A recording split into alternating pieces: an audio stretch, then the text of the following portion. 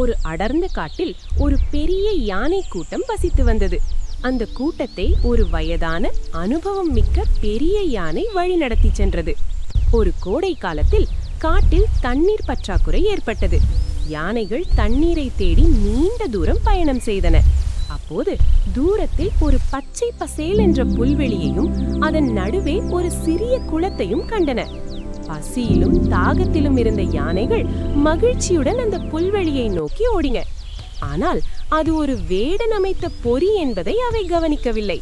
புல்வெளியின் அடியில் ஒரு மிக பெரிய குழி தோண்டப்பட்டு அதன் மேல் மூங்கில் கம்புகளும் சருகுகளும் பரப்பப்பட்டிருந்தன.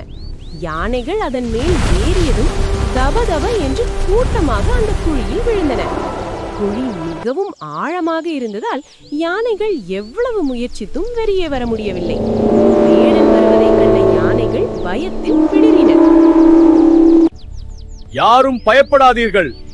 நாம் தனித்தனியாக வெளியேற முயன்றால் நம்மில் ஒருவர் கூட இங்கிருந்து வெளியே போக முடியாது. ஆனால் நாம் அனைவரும் சேர்ந்து ஒரே நேரத்தில் நம் துதிக்கைகளை உயர்த்தி குழியின் உற்பத்தனை பலமாக இடித்தால் அந்த மண் சரிந்து ஒரு சரிவான பாதை உருவாகும். அதன் வழியாக நாம் வெளியேறிவிடலாம் என்று கூறினார்.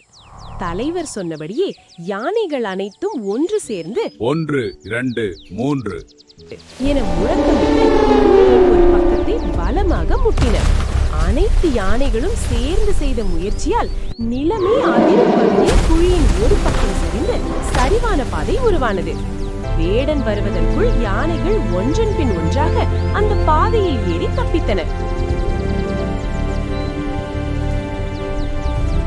சிறிது தூரம் சென்றதும் கூட்டமாக சென்று நண்பர்களான குரங்குகளிடம் உதவி கேட்டன.